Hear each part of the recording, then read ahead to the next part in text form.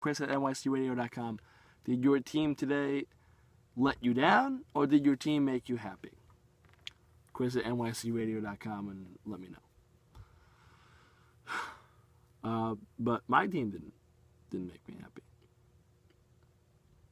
The New York Jets today had a shot to make the playoffs.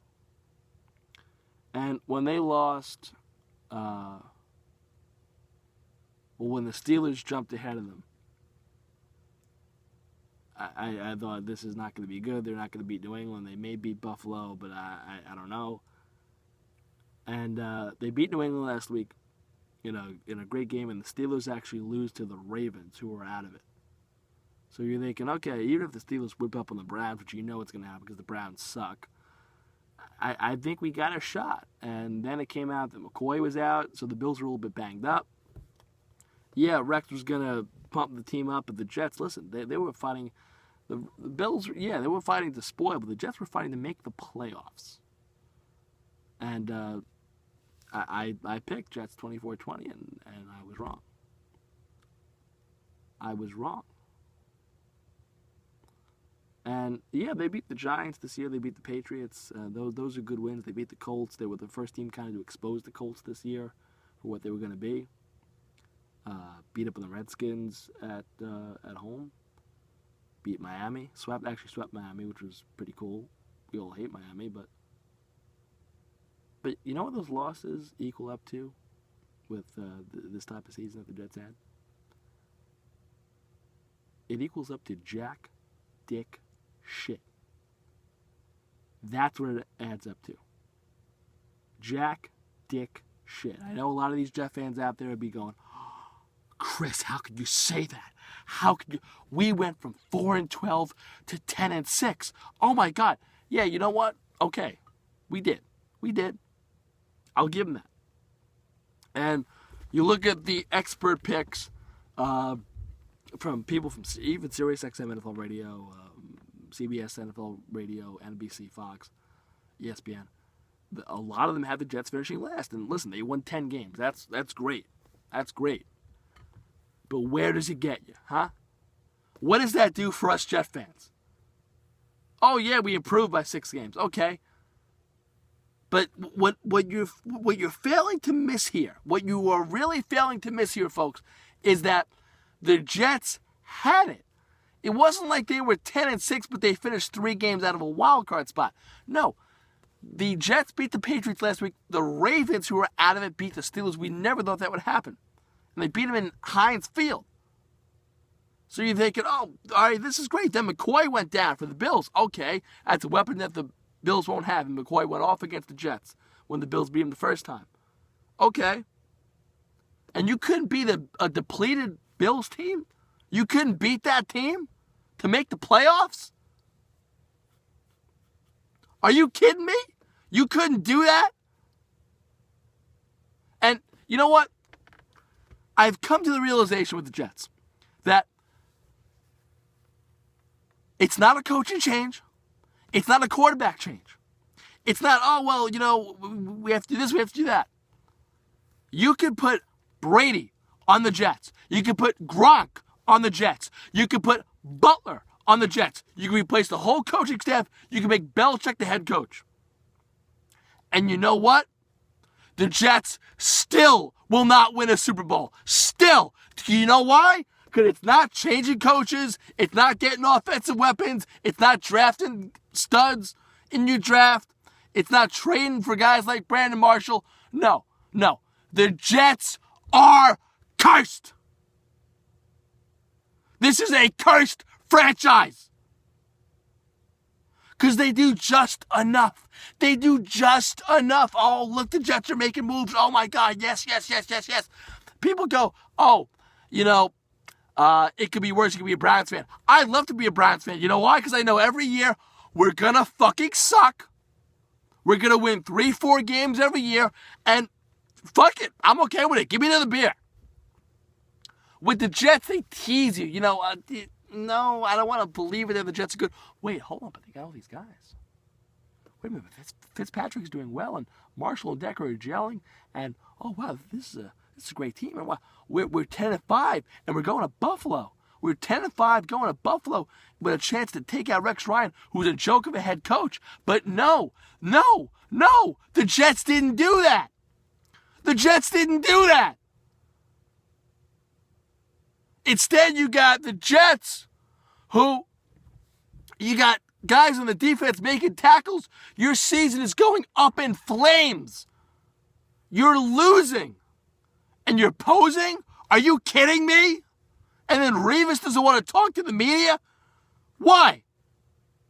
Why? Because Revis Island got torched again by Watkins? Again? You know, maybe if Darrelle Revis was Darrelle Revis, maybe the Jets would be in the playoffs. Maybe if Revis made a fucking tackle today on Watkins or did anything, then maybe the Jets would be in the playoffs. And Cromartie, please, take his 4,000 kids, take his 5,000 sugar baby mamas, and just go away. I don't want to see you anymore. I don't want to see Cromartie anymore. It was a bad signing from the beginning. I killed it back in February. I didn't like it when they signed him. And you saw it this season. He did nothing. He was the invisible man all year. And then you got guys like Bullock, Randy Bullock. How the hell does this guy have a job in the NFL? Billy Cundiff, who missed a gimme field goal against the Patriots. I'll take him as my field goal kicker. Who the fuck is Randy Bullock? This guy is terrible. Are you kidding me with this guy? And then Ryan Quigley. Ryan, newsflash, you can punt the ball more than 20 yards. You're allowed to do that because the object of being a punter is to punt the team deep in their territory, not to give them good field position. Maybe you didn't go to the punting school, Ryan. Maybe you didn't get the memo because you suck. He's the worst punter in the NFL. Do we have any old XFL players that we can get to replace Bullock and Quigley? These guys are garbage. They're garbage. And I don't want to hear any Jet fans anymore. I do not want to hear any Jet fans anymore complain about not having a sex life. Because you know what? This team fucks you every year. They fuck you every year. Every Jet fan has a successful sex life because every time during the season, they're getting fucked 9 ways from Sunday. There are no virgin Jet fans. There are no virgin Jet fans because everyone gets fucked rooting for this team. I could be a billionaire living in the Hamptons if I would have bet over the years on all these teams. I thought, maybe the Jets could beat them. Maybe the Jets could beat Chad Pennington-led Miami Dolphins at home with Brett Favre as the quarterback and go to the playoffs. No! Maybe I thought they could beat a 5-10 Dolphin team the year they lost to the Giants and maybe have a shot at staying in the playoff hunt. No! Maybe they could beat a Rex Ryan-led team that was a joke of a team, defensively horrible, had nothing to play for. But no! I will die. I will die either having sex or watching a Jets game because this team is killing me. Now, I'm not switching allegiances because guess what? I'm too deep now. This is my team. I love them to death. And you can tell I was screaming. During this game. The Jets mean so much to me. Yeah, I'm a diehard Yankee fan. Devils, Nets, USC Trojans. But, you know, there's something about Jets football that just gets my blood pumping. And I'm telling you, I will either die having sex or I will die watching Jets football. There is no other way I'm going to die. This team has killed me already. I got gray hairs and I'm 25 years old. This team is killing me.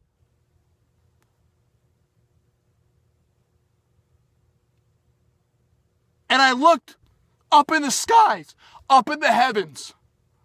I looked up at the heavens as Rex Ryan was celebrating midfield and the Jets season was over. I looked up in the heavens and I said, same old fucking Jets. Because that's what it is. And that's what it always is. And that's what it always will be. So, I don't know if I got to go to a therapist or something, because I have to come to the realization that my football team will never win a Super Bowl in my lifetime. That I will never see the Jets win a Super Bowl. That I may never, who knows if I'm ever going to see the Jets make the fucking playoffs again.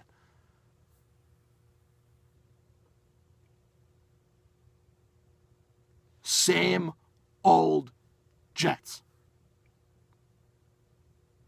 And Ryan Fitzpatrick, and I'll end on this, had a chance to be great today. A journeyman quarterback coming in, 33, 55, and 1 coming into the season, and he had rattled off 5 straight wins. He was 10-5.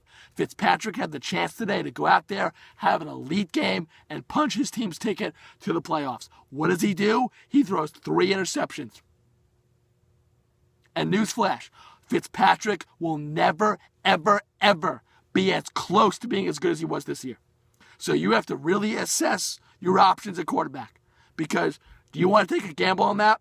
Because I'm a borderline idiot. And I'll be the first to tell you, Fitzpatrick will never amount to that ever again.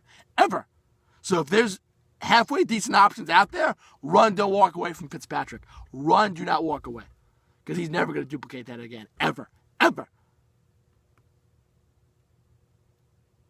Same old Jets. And back after this on the Soriano podcast.